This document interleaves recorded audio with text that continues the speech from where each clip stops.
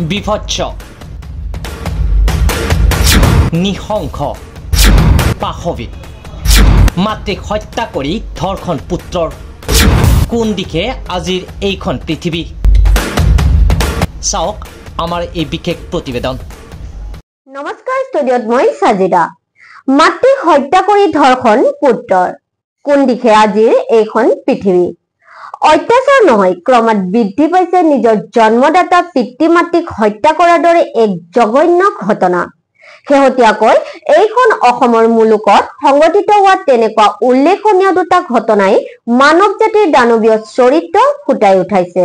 ঘটনা ডিব্ৰুগড়ৰ। ধৰ্ষণ কৰি ডিঙি চেপি মাতৃক হত্যা কৰাৰ অভিযোগ কুলাঙ্গাৰ পুত্ৰ শংকৰজ্যোতি গগৈৰ বিৰুদ্ধে। ডিব্ৰুগড় বাণীপুৰস্থিত 11 নং বাইলেনত শুকুৰবাৰে নিশা সংঘটিত হয় এই ঘটনা। নিজ বাসগৃহৰ ভিতৰতে মাতৃক ডিঙি চেপি হত্যা কৰাৰ সন্দেহ আৰক্ষীৰ লগতে স্থানীয় ৰাইজৰ। ঘটনাৰ পাছতে নিশাই গাভৰু পথাৰ থানাৰ আৰক্ষী উপস্থিত হৈ মৃতদেহ উদ্ধাৰ কৰি অভিযুক্ত পুত্ৰক গ্ৰেপ্তাৰ কৰি তদন্ত অব্যাহত ৰাখিছে। শুকুৰবাৰে নিশা বাসগৃহৰ ভিতৰতে মহিলাগৰাকীক মৃত অৱস্থাত উদ্ধাৰ কৰে চুবুৰীয়াই। স্থানীয় লোকে সন্দেহ কৰা মতে মহিলাগৰাকীৰ পুত্ৰ শংকৰজ্যোতি গগৈয়ে এই হত্যাকাণ্ড সংঘটিত কৰিছে। ইতিমধ্যে মৃতদেহ মৰণোত্তৰ পৰীক্ষাৰ বাবে আৰক্ষীয়ে হাস্পতাললৈ প্ৰেৰণ কৰি আৰম্ভ কৰিছে তদন্ত। নিজ গৃহতেই নিশা প্ৰায় 10 বজাত মাতৃক ডিঙি চেপি হত্যা কৰে কুলাঙ্গাৰ পুত্ৰই।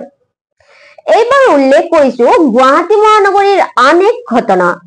গুৱাহাটী মহানগৰীৰ বৰমতৰীয়াত নিজ কন্যাৰ হাততে প্ৰাণ হেৰুৱালে মাতৃয়ে।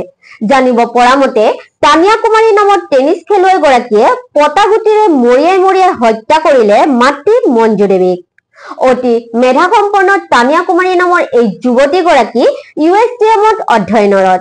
স্থানীয় লোকে ঘটনা সন্দৰ্ভত সংবাদ মাধ্যমৰ আগত উল্লেখ কৰা মতে মাতৃ কন্যা দুয়োগৰাকী আছিল অতি শান্ত প্ৰকৃতিৰ। পিতৃ এগৰাকী টেনিছ প্ৰশিক্ষক। একেটা এপাৰ্টমেণ্টৰ আৱাসীয়ে ঘটনা সন্দৰ্ভত কয়, প্ৰথমে তেওঁলোকৰ ফ্লেটৰ পৰা হুলস্থুল শুনিবলৈ পাইছিল আৱাসীসকলে। তেওঁলোকে আহি দুৱাৰত টুকুৰিয়াইছিল যদিও দুৱাৰ খুলি দিয়া নাছিল। পৰৱৰ্তী সময়ত যেতিয়া দুৱাৰ খোলে তেতিয়াহে ঘটনাৰ সবিশেষ জানিব পাৰে।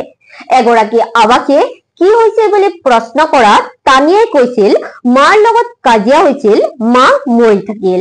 কিন্তু তাৎপৰ্যপূৰ্ণভাৱে পূৰ্বে কেতিয়াও তেওঁলোকৰ বাসগৃহত কাজিয়াৰ সূত্ৰপাত হোৱা নাছিল। তিনিজনীয়া সৰু পৰিয়ালটো আছিল অতি শান্ত প্ৰকৃতিৰ। সেয়েহে এতিয়া এই হত্যাকাণ্ডৰ আঁৰত কিবা ৰহস্যৰ উমান পাইছে স্থানীয় আৱাসীয়ে।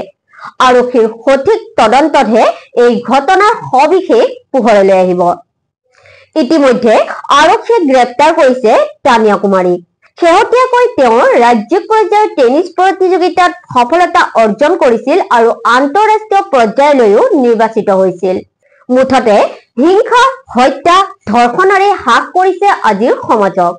এতিয়া প্ৰশ্ন হয়, কাৰ ভুলৰ বাবে বাৰে বাৰে সংঘটিত হৈ আহিছে এনেবোৰ ঘটনা? কিয় সমাজ ব্যৱস্থাত বৃদ্ধি পাইছে এনেবোৰ ঘটনা? মানুহৰ সহ্য শক্তি লুপ্ত হব ধৰিছে নেকি? অনুশাসনৰ অভাৱতে হৈছে নেকি এই অপৰাধ, নে আছে আন কাৰণ, যাৰ ফলত মৰমেৰে তুলি তালি ডাঙৰ দীঘল কৰা মাতৃ প্ৰাণ লবলৈও কিয় অলপো সংকোচ নকৰা হল এইসকল অপৰাধীয়ে? ইয়াৰ বাবে প্ৰয়োজন হৈছে নেকি কঠোৰ আইন ব্যৱস্থাৰ?